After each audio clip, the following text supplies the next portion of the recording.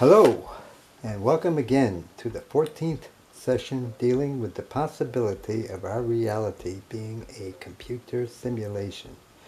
These series offer an explanation and how it is possible for the programmer to have billions of avatars for the players. In this session, Mars will be revisited along with the planetary energy from Pluto. The Scorpio script will be examined along with the number 8. Scorpio season is the time of death. Leaves fall to the ground, leaving menacing silhouettes in the wintry sky. The trees and all vegetation appears dead. Beneath the surface of the earth and hidden from our view, there is a process going on. Seeds, which drop from the plants, make their way down into the deep, dark earth. Seeds may be kept indefinitely, for their interior is protected with a protective sheath. This barrier is resistant to most elements in the atmosphere. However, in darkness, deep within the earth, a miracle occurs. The self-preservation force turns self-destructive and destroys this barrier, whereupon the inner spirit emerges into the dark earth. This spiritual energy contains a precise photograph of what the trees will look like a hologram, and includes every detail of the forthcoming tree. Scorpio time is the death of the seed, microcosm, so that the tree, macrocosm, may grow. 16 years and young people's fancy turns to thoughts of sex. Recall, sex is a minute death, inasmuch as it brings together two opposite forces and transmutes them into one. Sex unites the male desire to conquer with the female desire to merge. People run into many problems with their sexual energy. If sex is used just to conquer too much masculine energy, it's sadism or masochism. If we go overboard in the feminine desire of merging, forgetting ourselves in the outer, we run the risk of impotence. The balance between the two is the transmutation. In transmutation, time stands still. There are no thoughts of the past or the future, a moment of timelessness. It is a pleasant moment and gives us a glimpse of the divine. As previously mentioned, sex experiences are very addictive, and many people spend their whole life in pursuit of this particular satisfaction. Halloween is a holiday, the night before All Saints' Day. It symbolizes the death of the old. All kinds of weird creatures frolic that night, symbolically the last chance they get. What dies, of course, is the layer, like the skin of a snake, which sheds when it becomes too old or too small to allow for new consciousness. Scorpio is a water sign, which deals with healing. It also has to deal with dissolving solids, as water is the universal solvent. It dissolves away the unwanted skin so that we, like the serpent, can free ourselves from our limitations. Scorpio is a fixed sign, and her power lies in drawing energy from outside. There is power in nurturing. The person getting the nurturing experiences an opening up. Its outer shell is dissolved, free in the spirit. Never having felt so free, it becomes addicted to its nurturing Scorpio. To play the one-way Scorpio game, the nurturer must have more consciousness than the object. She must have greater vision so as to direct the object. Visualize big sister and baby brother. For reasons we'll get into later, she decides to play with him. Now it's impossible to get him to play at her level. Age here is used as a measure of consciousness. Therefore, she must play with him at his level and pretend to be at his age. Thus, she can see the possible pitfalls in whatever game they are playing. She's always one step ahead and able to avoid any problems, which might lead to conflicts. When he plays with his peers, egos often crash, leading to conflicts. However, with his sister, there are no such problems, and things run smoothly. The game is exciting. The game is exciting because she makes it so. She controls the outcome. Winning the game isn't important to her. It's so high for him that he becomes addicted. He'd rather play with her than his friends. Now, what is the motive?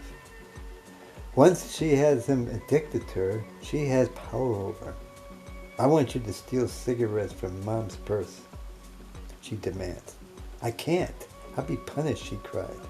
If you want to continue to play with me, you must, she insists. The younger child must choose between his addiction and the risk of punishment by the parent, Saturn. This is the power of Scorpio. Scorpio is a feminine sign, the most powerful of the signs. It is combined forces of the moon nurturing and the charisma of Venus that generates the power. This is the triumph of the feminine, and like her brother in Leo, this energy will die. All the energy of the Scorpio is directed inwards, the outer shell ignored. The outer shell without consciousness becomes gray. Scorpio is perhaps the most misunderstood and mysterious sign of the zodiac. It is secretive by nature. This sign brings us shadowy and hidden places that we don't usually have the courage to face. The sign of life, death, and resurrection. Scorpio energy embraces these life cycles and continuously transforms and reinvents itself. There are actually 4 incarnations of Scorpio. The first is the Venus possessive Scorpio itself. The second is the slipperish, charming yet deadly snake. The third is the soaring eagle whose piercing gaze sharply observes the landscape and its prey below. And the final version is the ever-burning, all-seeing phoenix that rises up from the ashes into eternal rebirth. Scorpio energy excels in exploring the darker, unexamined sides of life. It gives excellent research and sleuthing skills, helping us plumb the depths and peer below the surface. Scorpio energy helps us in our darkened hours. This sign is not afraid to go to the murky waters of the emotional and the spiritual unknown. Under a Scorpio planetary cycle, intense feelings surface around our closest ties. This sign rules emerging, bonding, and sharing resources. Under Scorpio influences, we may get obsessed about a passion project or love, or even becoming jealous or insecure. Mysterious Scorpio makes us want to hide our vulnerabilities, yet those raw and unprocessed feelings are Scorpio's access to power. The 8th house deals with death and irreversible processes. This includes not only our physical but also our addictions that tie us to the earth. What dies is innocence, meaning seeing only one side of objects outside ourselves, which stimulates us into desire. We are unable or ignorant to the negative side of the object.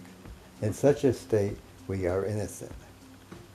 The 8th house is the death of innocence and the bringer of duality. It's the 8th house where Adam and Eve ate the apple and for the first time realized the duality of their situation. Some pretend to remain innocent after they've eaten the apple. This produces a conflict that is known in the myth of Medusa. Medusa was a mortal who learned the secrets of Athena that gave her great power. She learned the law of opposites and should have left the Garden of Innocence, but didn't. Instead, she remained and played with the innocent. She learned the power of projection such that when mortals looked at her, they turned into salt. She was punished by Athena by having her hair turn into hissing snakes which warned the innocent of her presence. She was robbed of her victory. We take on the Medusa role whenever we play innocent when we're not. The game leads one down the rabbit hole, and every time you try to get out, the innocent are somehow tipped off to your presence. There is no apparent way to restore innocence. This is the house of sex, which is, again, an example of a mini-death. These are one-way trips, no way back. Any experience resulting in destroying ego is a death experience. Death experiences are one where the ego surrenders, where you feel totally helpless to whatever you are receiving from the universe. All resistance is futile, the unconditional surrender. This is a thrill meeting terror. Those that survive have changed and can never go back. Others become addicted to the experience. Death experiences are like a whirlpool of water that overpowers you to any resistance, only drains your energy. You drown if you resist.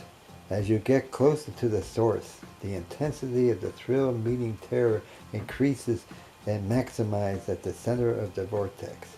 You are sucked up, stripped of your skin, and you are left naked.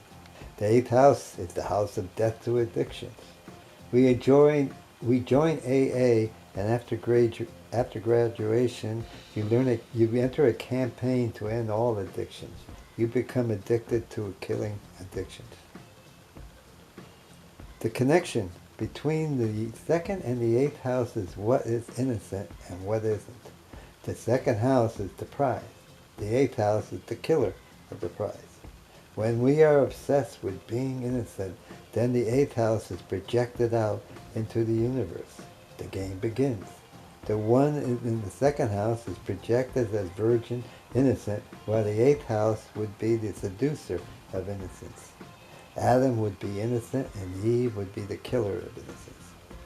There are myths galore telling the tale of innocent meeting the killer of innocent. Another example of how the laws of opposites play out. We are both beast and angel, the lower and the upper body, both struggling for domination. If the 2nd dominates, then the individual will suffer from some form of gluttony or greed. If the higher side dominates, then we will see a repressed individual. It is through the beast which brings us our impressions. The sign of the cusp of the 8th house is the same as the 4th house, meaning a flow within the yin or operator side. It is this energy which manifests in such a way to neutralize the 1st house expression. Fire rising will have water putting it out. Water rising will have air dissipating. Air rising will have earth building walls to entrap her. Finally, earth rising will have fire burning it from within. Thus, we see that the 8th house energy destroys the innocent of the masculine projection. It acts as a hermetic catalyst for the destruction of innocence. Some earth experiences give us a glimpse into eternity and timelessness. They may be devastated or they may be excited. Either way, they may become a source of addiction and then they will have to die. Scorpio brings in both sides of the feminine. The lunar side is the mother programmed to be the unconditional nurturer and never say no. The Venus side is the lover that demands equality. The Scorpio has incredible power because she is the mother and a lover. Few can resist such a combination.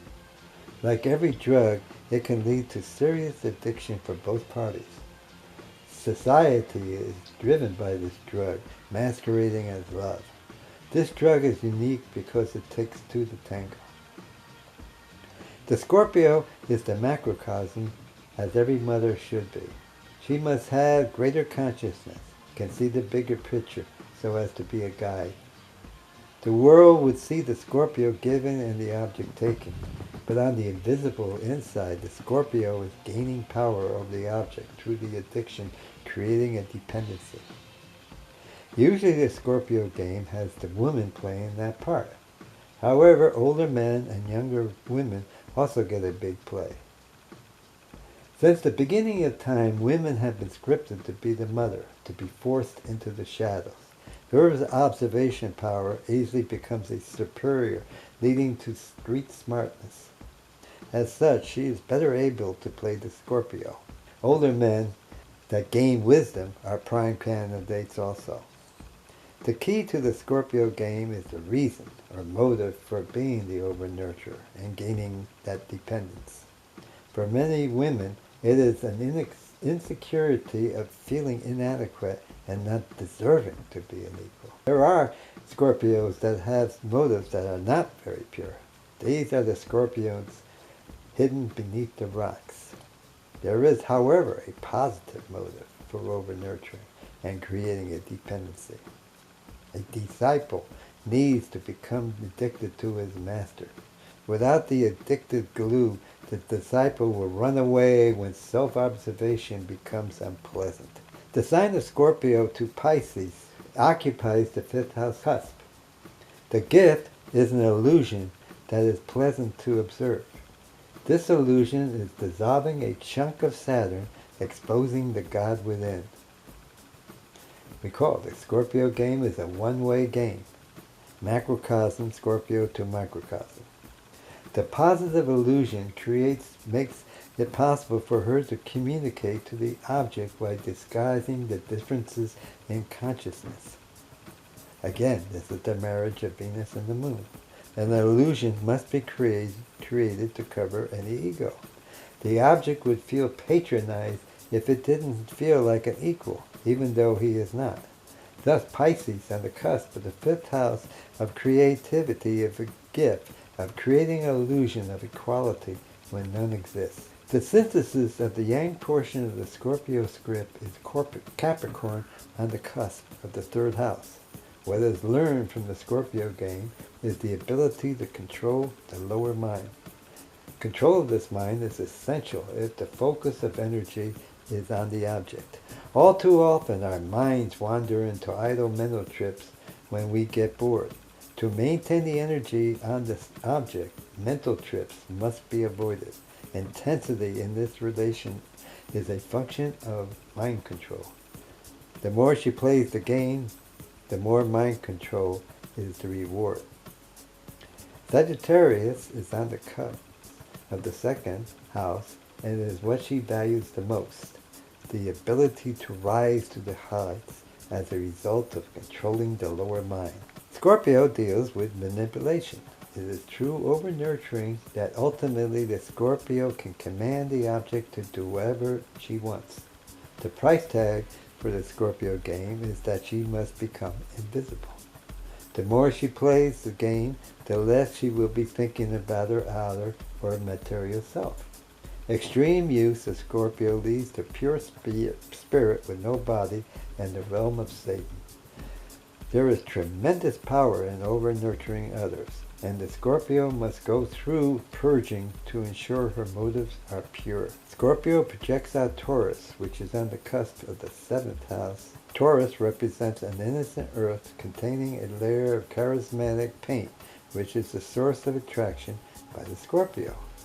However, in time, this charismatic paint becomes tarnished and needs to be dissolved. This is the connection between the two signs. Taurus is beauty and Scorpio is beast. In the Psyche myth, beauty couldn't be wooed by her peers because it was created a barrier. Beauty has outer charisma, but feels insecure because she believes herself lacking in inner charisma. Beauty projects that other half onto the beast. Beast feels insecure. She lacks outward charisma. She feels people are only attracted to her because of her energy and wisdom. It is the job of Father or Saturn to bring choicelessness in these matters. There is a time to be innocent in matters and a time to drop the innocence. Let the situation decide, not past conditioning. The midheaven has Leo on the 10th house cusp and is the energy protected by Saturn. The fires of Leo can be put out by the waters of Scorpio. The Scorpio draws the fire force away, weakening the Leo. This is achieved by propping up the Leo and becoming a needed asset in his campaign to win. She has the power to pull the rug out from under him. Thus Saturn somehow protects the fiery Leo. The myth of Perseus in his battle against Medusa, a Scorpio archetype, gives us a feeling of how Saturn plays his role to protect a fiery Leo. Medusa is a mortal that gained the powers of Scorpio and used it against her male brothers. She learned the power of eye contact, where water energy is exchanged, leading to dissolving away her victims. She was punished by having her hair turned into hissing snakes, like a rattler. It gives warning on her presence. Their father protected Perseus by giving him a mirror, a device used by the night forces. The mirror was to be used to return the gaze of the Medusa back onto herself. When the Scorpio becomes Medusa, giving warnings to others of her presence, then she is embracing the in portion of the script. Aquarius is on the cusp of the fourth house and is the energy needed.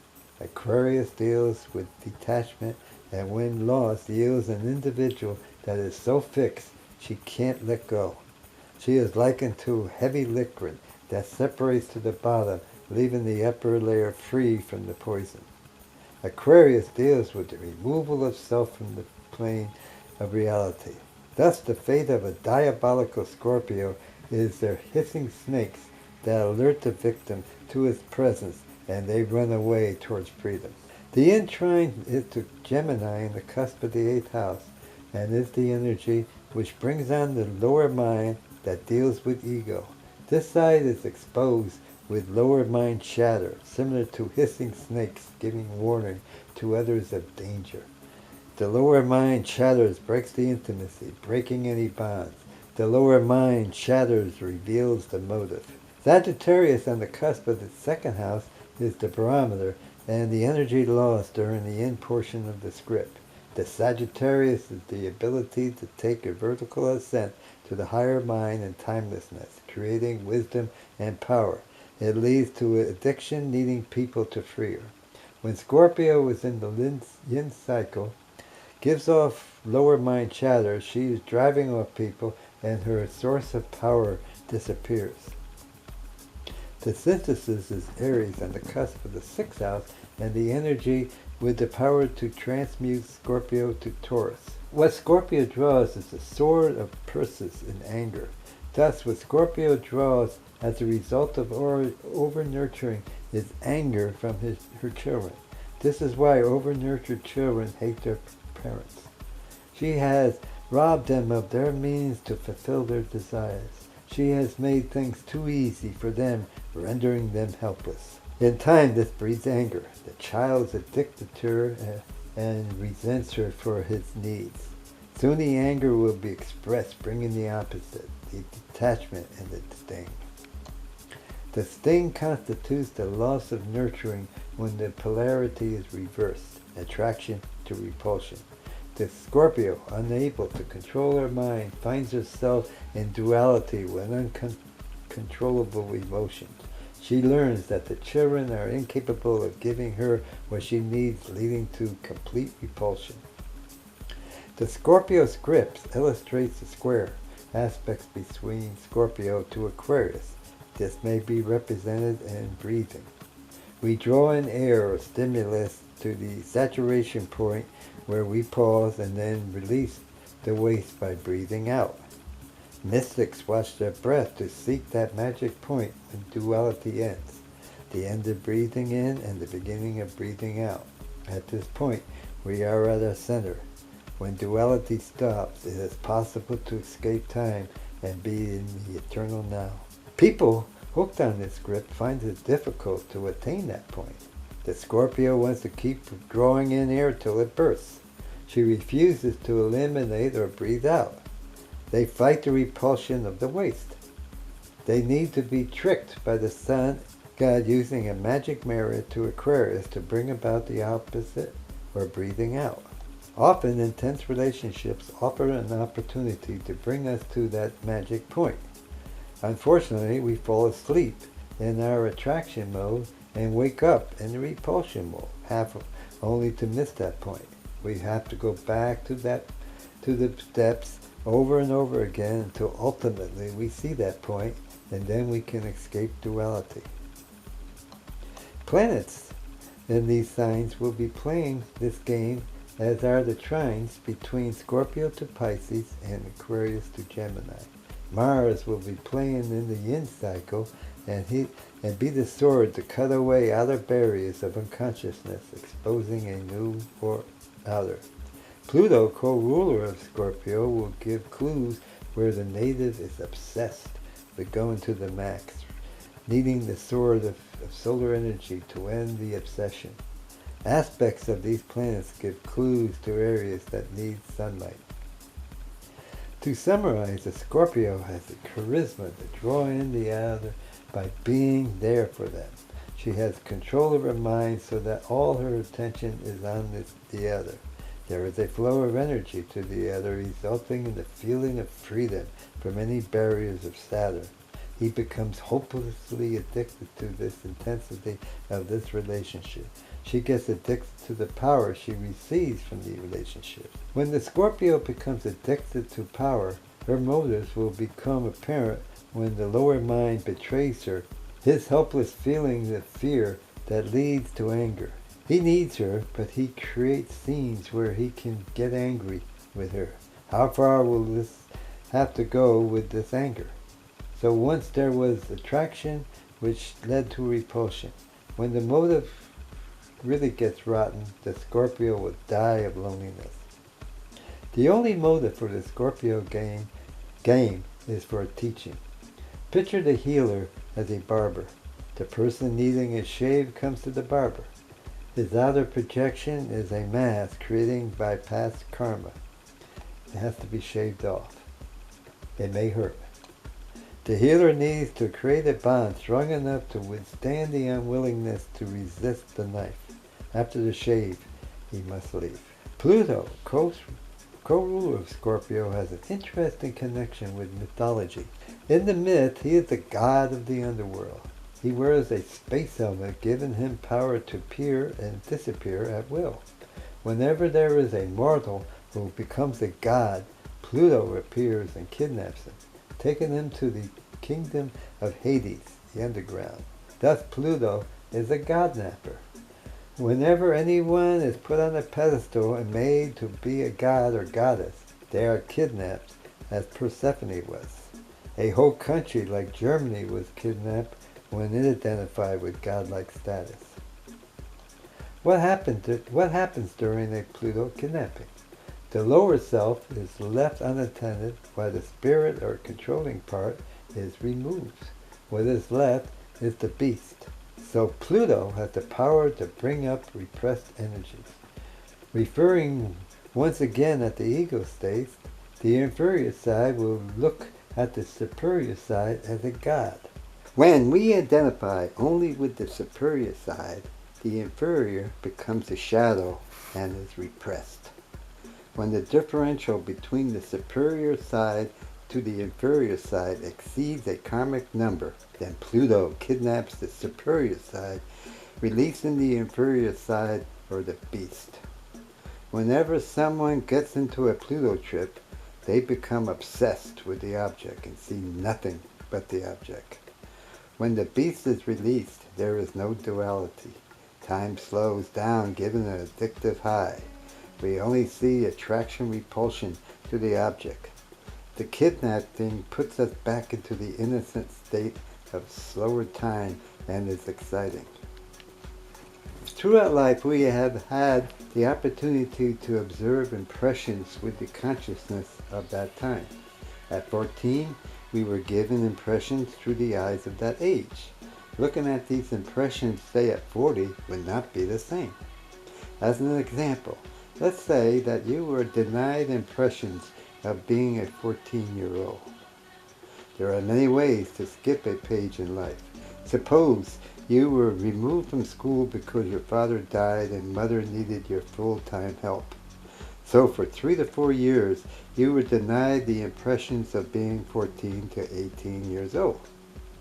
All the typical desires of that age group had to be repressed. Now at 40, these desires are deeply buried in the psyche and never thought of. When these thoughts become so repressed and denied by the conscious, Pluto comes into the act and kidnaps the control. Time is somehow manipulated, given the opportunity to release these repressed desires. If you can release them, observe them in their entirety without judgment and emotion, and then they will drop. It may be humiliating to think that you are capable of such thoughts or deeds, but they will soon drop. If, however, you resist, thinking that this is not you, the longer you hold it, the beastier it gets until it gets dangerous. So Pluto allows us to clean up old patterns that we skipped in life because we had to grow up too fast. Dionysus, another Pluto god, relates to women held captive by their guardians. Picture him coming into your hometown like the Pied Piper and serenaded wives to follow him to the fields where they dance to his music. What happens is that they throw off their outer garments and dance in a frenzy of total abandonment. When their captor, Saturn, comes to claim them, the collective might of the dancing, obsessed women will dismember Saturn. Again, there are issues between Pluto and Saturn. Pluto is the force which strives to get the individual to go against Saturn so as to bring out the beast. Saturn is abandoned or dismembered. Pluto is very dangerous because it allows the release of these primal forces. Both these planets deal with addictions. Recall Saturn's approach to addiction is Alcoholics Anonymous. AA teaches that you are one drop away from your old addiction, so any desire must be repressed. Saturn marks the time that you are in that phase of repressing addiction. But that desire must someday be re-examined. Pluto's approach is to drink as much as you want, whenever you want, to the extent that you want. When this can be done with a detachment, then the addiction drops and you are free from it.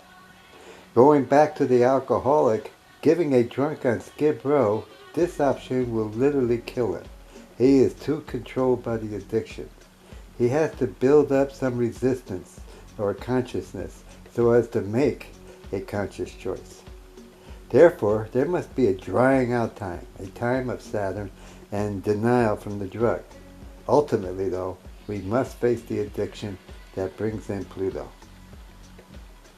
Pluto in the chart indicates a region where you could become obsessed, leading to a kidnapping of your higher and controlling self and bring out the primal energy.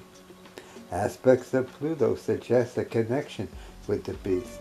Flowing energies indicates a positive outcome leading to growth, while stressful aspects suggest that the beast will be a negative force leading to some kind of destruction. Releasing the beast should be conducted cautiously. Pluto is a potentially dangerous planet for it aids in the release of primal energy.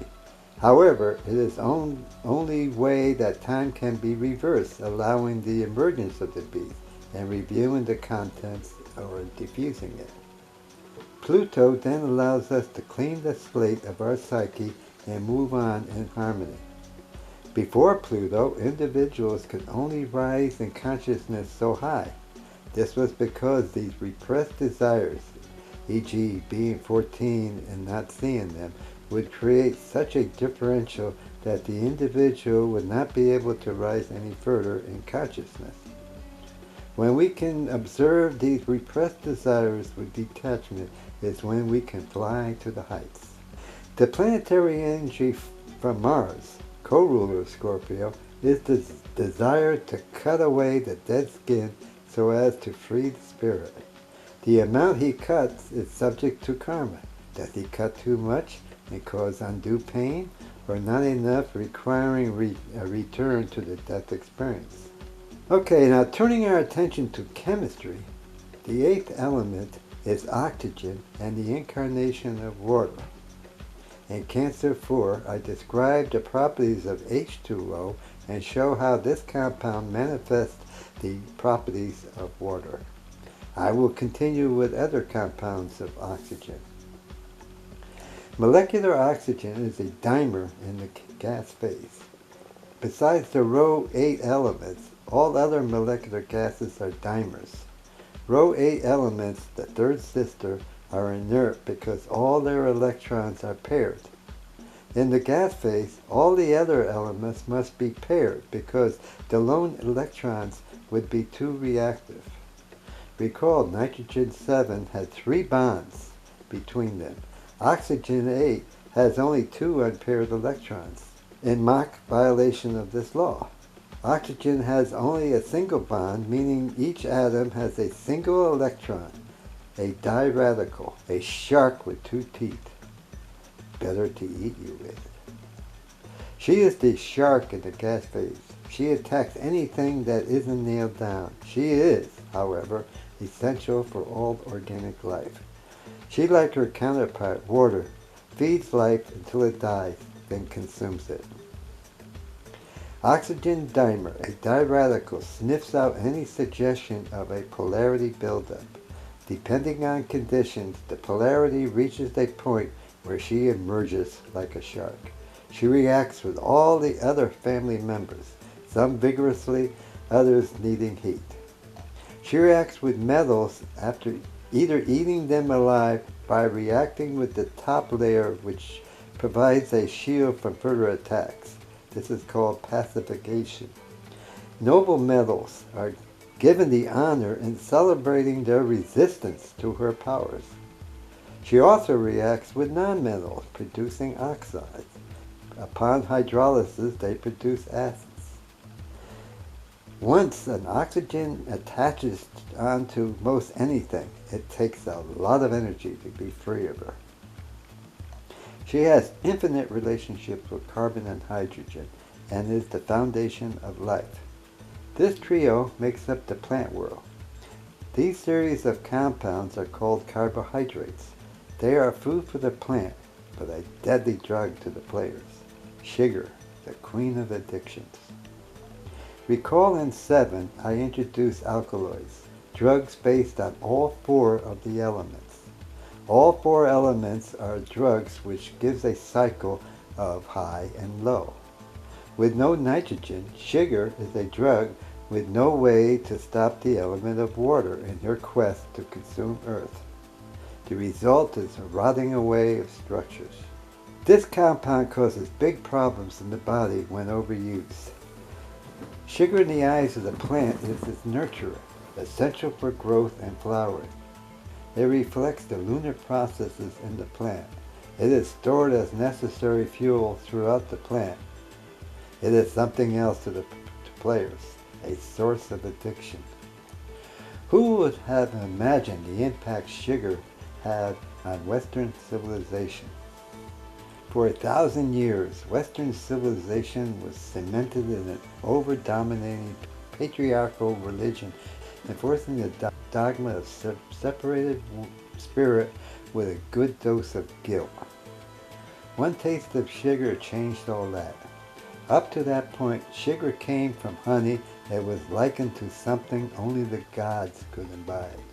Denial was part of the guilt program. But all of that ended when the ships came back with stories of the New World, equipped with the new drug, sugar for the masses. Sugar was the killer of medieval Christianity. This drug has the effect of dissolving away social barriers, becoming the means to usher in other drugs made palatable when sweetened, chocolate, caffeine, and black tea, amongst others. Sugar abuse is the most widespread addiction. Events in this and the last century regarding human abuse still have a long way to go to catch up to the effects that sugar had. Sugar brought in wholesale kidnapping, transporting slaves, and mass murder in attaining the lucrative sugar trade. All Christian values were totally corrupted by this seductive energy of Venus, earthly incarnate sugar. It's so seductive to think. It's a little sugar that makes the medicine go down. Aphrodite, Ares incarnate, gets a big rush when she can seduce authority. It allows her freedom from her confinement, resulting in rotting away of the barriers. The gift of sugar results in the liberation of air in a rush. Overuse rots away more barriers until there is nothing left but soup. Carbohydrates may be heated with a catalyst producing an important class of compounds called alcohols. Here, an organic radical is connected to a hydroxyl group. As always, the size of the radical is key to its properties. The ethyl group, 2 carbons, offer a drug with enormous effects on the flowers. The number 1 drug. It is so intimately connected with civilization. Even myths contain a god of wine intoxication, Dionysus, who also intoxicated women, encouraging them to overthrow patriarchal control. Since antiquity, the participants knew how to get alcohol from carbohydrates, from a process called fermentation. Here some friendly live chemicals called yeast are added to the carbohydrate. Mix and let sit for a time, producing alcohol, but never exceeds 18%.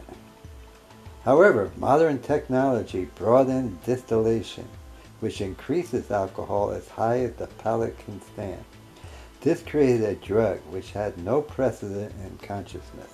This is not the same drug as was enjoyed in antiquity, despite the same name. Alcoholism increased with the strength of the synthetic drug. Distilled alcohol changed the sacred art of the brewer into an economic engine, and in the hands of the controller, a means of keeping the masses high and working.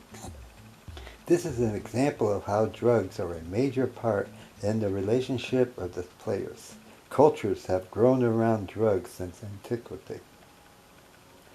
The third major drug not containing nitrogen is THC. This drug is unique because it behaves like an alkaloid. The brain contains LOX, which requires a specific key, a chemical of a particular shape. On a macro level, shape is important, not what elements that make up the shape. THC can shapeshift such that it can fit into the lock made for anandamide, an alkaloid and ingredient in chocolate. This circuit deals with pleasure or pain, the realm of Venus, and the Hall of Mirrors in the Grail Castle. The drug starts with saturation with a Venus paintbrush, making things bright and slowing down time. There comes a point when the Grail crushing is asked, for whom does the drug serve?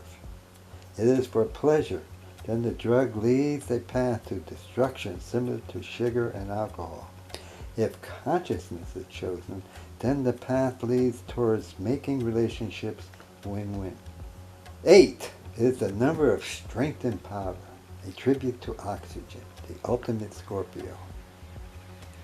The 8 is a great karmic equalizer, a force that just as easily creates as it destroys. The 8 balances the material and the immaterial worlds.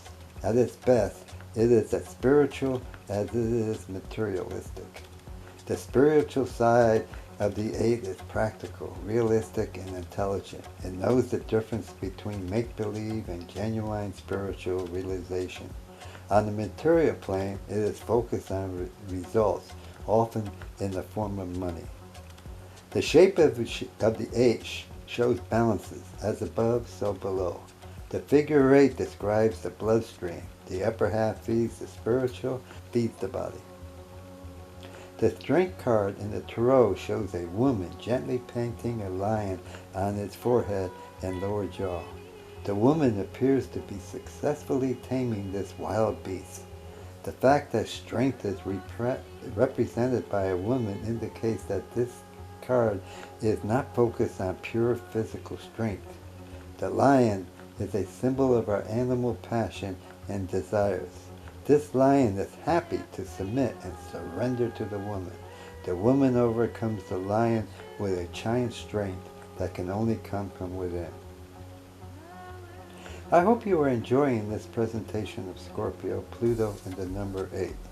This is the maximum power of the feminine and utilizing both sides of the feminine. Please subscribe and tell your friends. The next session, Jupiter, the number 9, will be introduced. Until then, I wish you happiness and good day.